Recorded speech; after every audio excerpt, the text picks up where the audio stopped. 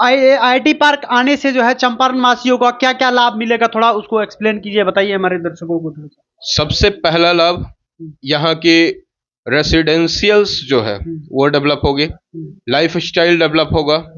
दूसरा, रोजगार जो कि सबसे इम्पोर्टेंट है। हमारे यहाँ लगभग डायरेक्ट रोजगार की बात की जाए तो 1.5 लाख लोगों को रोजगार मिलेगा, और इनडायरेक्ट बात की जाए तो लगभग 2.5 लाख लोगों को, मतलब लगभग 4 लाख लोग। नमस्कार मैडम, मेरा नाम मंजेश गोस्वामी है और आप आज का बिहार देख रहे हैं। मेरे साथ व्यापार प्रकोष्ठ के प्रदेश आईटी सेल प्रभारी रवि जायसवाल जी हैं। इनसे जानेंगे कि चंपारण में जो है 1.25 लाख लोगों को रोजगार मिलने जा रहा है, कैसे जो है लोगों तक रोजगार पहुंचेगा, इनसे जानने का प्रयास करेंगे और आप तक पहुंचाने का प्रयास करेंगे। स्वागत है आपका। नमस्कार, धन्यवाद। तो चंपारण में जो है 1.25 लाख लोगों की रोजगार की जो बात हो रही है, कैसे मिलेगी? देखिए, बिहार के माननीय उद्योग मंत्री श्री नीतीश मिश्रा जी से मेरी मुलाकात हुई थी और उन्होंने एक जिम्मेदारी दी है, बिहार में आईटी कंपनीज कैसे आए। आईटी कंपनी जैसे जनपैक्ट है, एसेंचर है, टीसीएस बिहार में काम कर रही है 300 सीटों के साथ।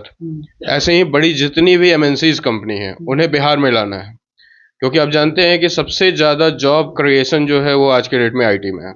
बट उसके लिए आईटी की इन्वायरमेंट चाहिए होती है, आईटी इन्वायरमेंट के लिए आईटी पार्क चाहिए होता है। अगर आप नोएडा जाएंगे, गुड़गांव जाएंगे तो आप देखेंगे कि वहाँ आईटी पार्क बने हुए हैं।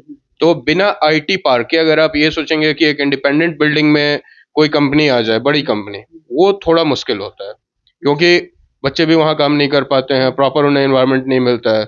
तो उसके लिए क्या चाहिए आपको? 3 मोस्ट इंपॉर्टेंट जो क्राइटेरिया होता है वो होता है बेसिक आईटी पार्क, दूसरा क्या होता है रेसिडेंशियल कॉम्प्लेक्सेस, और तीसरा क्या होता है कॉमर्शियल गैलरीज। तो हम लोग इस पे काम कर रहे हैं।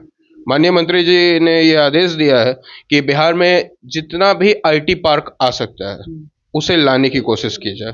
चंपारण में कब तक आएगी आईटी पार्क? पहला प्राइवेट आईटी पार्क चंपारण में ही आएगा, क्योंकि देखिए सबसे बड़ी बात क्या है कि प्राइवेट आईटी पार्क आने से जो है चंपारण वासियों को क्या क्या लाभ मिलेगा, थोड़ा उसको एक्सप्लेन कीजिए, बताइए हमारे दर्शकों को थोड़ा सा। सबसे पहला लाभ यहाँ के रेसिडेंशियल्स जो है वो डेवलप होगी, लाइफ स्टाइल डेवलप होगा। दूसरा, रोजगार जो कि सबसे इम्पोर्टेंट है। हमारे यहाँ लगभग डायरेक्ट रोजगार की बात की जाए तो 1.5 लाख लोगों को रोजगार मिलेगा, और इनडायरेक्ट बात की जाए तो लगभग 2.5 लाख लोगों को, मतलब लगभग 4 लाख लोग लाभान्वित होंगे। 4 लाख लोगों को रोजगार मिलेगा अगर ये आईटी पार्क चंपारण में आ जाती है तो? जी बिल्कुल। अभी काफी चर्चा के विषय हैं आप। बताया जा रहा है कि 2025 में विधानसभा से चुनाव भी लड़ने जा रहे हैं, इस पे कितनी सच्चाई है? देखिए, भारतीय जनता पार्टी के समर्पित कार्यकर्ता हैं हम लोग, और पता है आपको कि भारतीय जनता पार्टी में चुनाव समिति है, राष्ट्रीय कार्यकारिणी है, प्रदेश कार्यकारिणी है, ये सारा डिसीजन वो लोग लेते हैं। हम लोग सच्चे सिपाही हैं, सच्चे कार्यकर्ता हैं, हम लोग ग्राउंड पे काम कर रहे हैं। पार्टी जहां जो जिम्मेदारी देगी उसे हम लोग फुलफिल करेंगे। अच्छा, तो पूरा जिम्मेवारी अगर पार्टी देती है तो उसको आप पूरा करेंगे? बिल्कुल, पार्टी अगर जिम्मेदारी देगी, जो भी जिम्मेदारी देगी पार्टी, उसे पूरा करेंगे। अभी जो जिम्मेदारी मिली है कि 4 लाख लोगों का रोजगार आप मतलब कि आपकी भारतीय जनता पार्टी प्रोवाइड कराने जा रही है। एनडीए की सरकार मतलब गठबंधन। बिल्कुल। एक और सवाल है कि मनीष कश्यप को आप जानते ही हैं। जी बिल्कुल, वो हमारे बैचमेट हैं। आपके बैचमेंट हैं, और अभी सवाल है कि भाजपा में शामिल हो चुके हैं, जिस पार्टी से आप आते हैं उसी पार्टी में जो है मनीष कश्यप शामिल हो चुके हैं। तो उन पे आपकी क्या राय है, उस पे जो है क्या कुछ कहना चाहेंगे आप?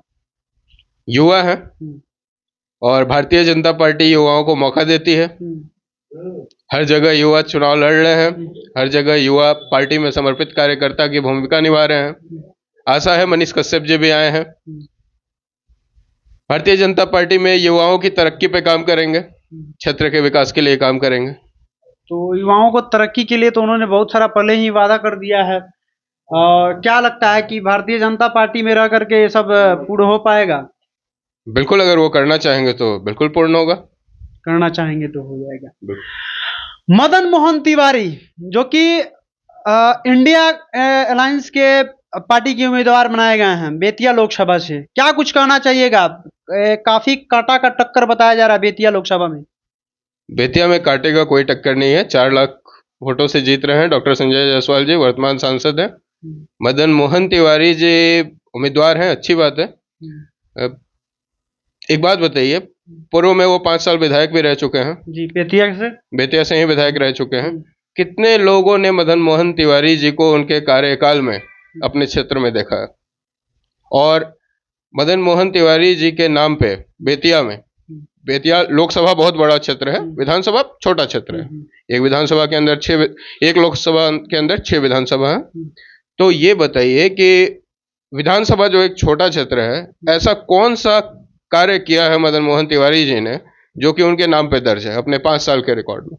अभी जनता बताएगी, कमेंट सेक्शन में कमेंट करके बताइए आप लोग। हम तो कुछ खोल करके नहीं बोल सकते हैं, तो जनता अपनी राय रखेगी कमेंट सेक्शन में। और वीडियो को ज्यादा से ज्यादा शेयर कीजिएगा और पहुंचाइएगा उन चंपारण के तमाम लोगों तक कि 4 लाख लोगों को जो है रोजगार मिलने जा रहा है आईटी पार्क बन जाने से। इस बात को पहुंचाइएगा। और क्या कुछ कहना चाहिएगा अभी जो भी आपके विपक्षी हैं इंडिया अलायंस के नेता मदन मोहन तिवारी जी के बारे में काफी उनका चर्चा भी है और जायसवाल जी का भी चर्चा है। दोनों नेता दिग्गज हैं और बताया जा रहा है कि चर्चा के विषय है, कटाकट टक्कर हो सकता है। देखिए, कांटे का तो कोई टक्कर नहीं है जहां तक हम जानते हैं। और रह गई बात, लोकतंत्र है, हर किसी को चुनाव लड़ने का अधिकार है। अच्छी बात है, मदन मोहन तिवारी जी विपक्ष का भी तो उम्मीदवार होना चाहिए, वरना चुनाव तो एक तरफा हो जाएगा। अच्छी बात है, मदन मोहन तिवारी जी आए हैं, 4 जून को रिजल्ट भी आ जाएगा। और चंपारण वासियों के लिए क्या कुछ कहना चाहिएगा, लास्ट संदेश आपका? संदेश ये है कि चंपारण के विकास के लिए हम लोग निरंतर कार्यरत हैं, बिहार के विकास के साथ साथ चंपारण के विकास के लिए। और चंपारण तो ज्ञान की भूमि है, बस ज्ञान की भूमि को हम लोग कितना ज्यादा और आगे बढ़ा सकते हैं, इसके विकास के लिए हम लोग कार्य कर रहे हैं और आगे भी करते रहेंगे। चर्चा के विषय में हाँ, बेतिया लोकसभा के लिए, बेतिया विधानसभा के लिए ये तो पार्टी को तय करना है, चलिए पार्टी तय करेगी। बाकी आप लोगों को क्या लगता है कि क्या रवि जायसवाल जी को बेतिया विधानसभा से मौका मिलना चाहिए? कमेंट सेक्शन में कमेंट करके बताइएगा। तब तक के लिए जय हिंद।